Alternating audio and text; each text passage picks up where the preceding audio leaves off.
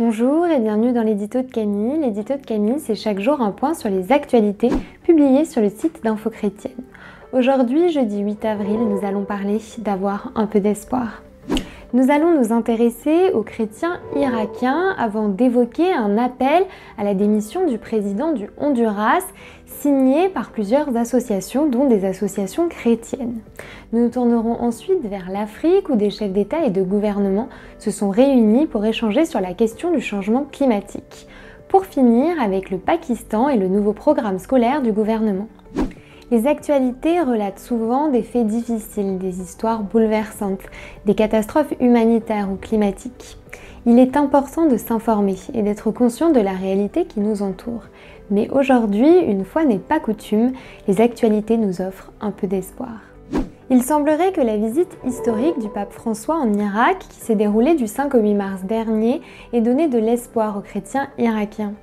Malgré une situation encore fragile, des milliers d'entre eux sont de retour ou envisagent de regagner leur pays. Nous avions besoin de cette visite pour nous remplir à nouveau d'espoir. L'espoir d'avoir le droit de rester et de vivre ici, affirme Joseph Giuliana, enseignant et écrivain, lui-même de retour en Irak après avoir passé plusieurs années en exil. C'est souvent l'espoir de voir les choses changer qui nous met en mouvement. Comme c'est le cas au Honduras où une trentaine d'organisations de la société civile, parmi lesquelles plusieurs associations chrétiennes, appellent à la démission du président Juan Orlando Hernández. Elles dénoncent une narco-dictature qui conduit le pays au précipice et demandent la mise en place d'un gouvernement d'unité nationale et de transition. De même, des chefs d'État et de gouvernement africains se sont réunis pour parler de la crise du Covid-19 et du changement climatique. Ils se sont ralliés au programme d'accélération de l'adaptation en Afrique. Outre les changements qu'ils entendent mettre en place, leur espoir en tant que continent qui a le moins contribué à la crise climatique, mais qui fait face à ses effets les plus dévastateurs, est d'obtenir le soutien et la solidarité des autres continents. Au Pakistan, pays où les chrétiens sont régulièrement victimes de persécutions et de discrimination, des églises espèrent pouvoir inclure un programme d'études du christianisme dans le nouveau programme scolaire du gouvernement.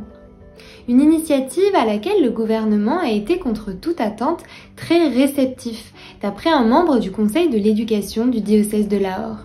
En tant que chrétien, bien sûr, c'est en Dieu qu'est notre espoir. Alors remettons-lui la situation de chacun de ces pays dans la prière.